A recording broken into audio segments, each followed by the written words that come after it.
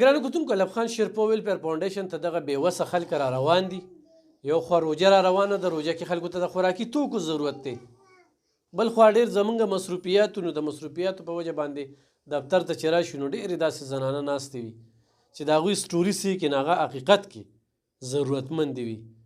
عزتدار خلکه خو د مجبوری نه دې کیمرې ته راځي. یو خو تنګوی مه، بې ځایه ورته کال مه کوئ او د هغوی چې کوم ضرورتونه دي هغه یې پوره کړي. دا یو زنانه راغلې دا به اورو. جیل کې 2.5 کاله شو او زه ډېره زیاته خفه یم. ځینې وړو له خیر زکات غواړم لارو کوڅو کې. زما وروڼه خویندې غم ښادي نه کوي.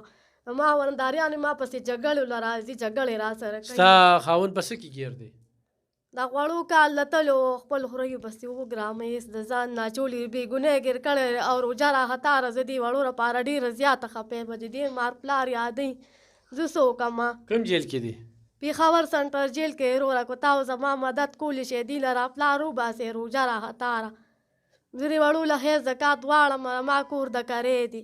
څو بچي دي؟ 400 روپۍ میاشت رانالي. دا 2 جنکۍ مې فاطمه او مریم. دا ځای ته چا وښوده چې ته لاړې دلته کې څه مقصد دی او څه مطالبه دی؟ دا یو سړی و هغه م راوستم. هغه ته مې ووي ما ورته ویم بو مې زما ډېره زیاته غریبي راواړه جاړي. زما زړه ورسره جاړي. زه دې وړو له کوڅو کې ګرځم. څوک راته څه وایي او څوک راته څه وایي.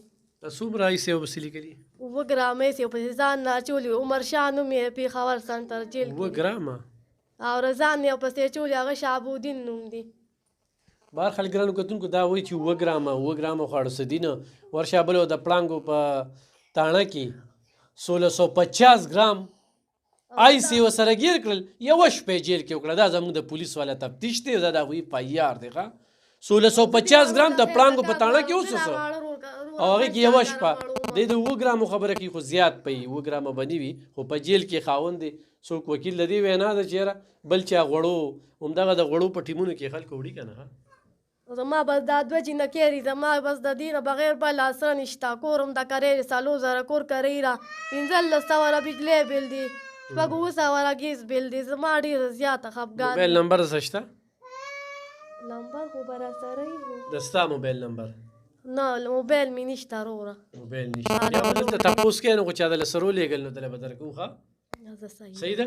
ګرانو کتونکو 2 لوریانې دي مجبوره دی ځای ته راوستلی. خو تاسو سره مدد کوئ چې یاره هغه 2 لوریانو مور له څه ورکړې. کور نشته. کور مې راکارېږي. زه غواړم چې ما له څه کور میلو شي او دې وړو له سره لاس امداد وشي. خاوند مې خدای پاک روباسي. خاوند یې خدای پاک روباسي. نو دوی له همدغه شانتې په ویډیو ورسره ستاسو مدد کوو.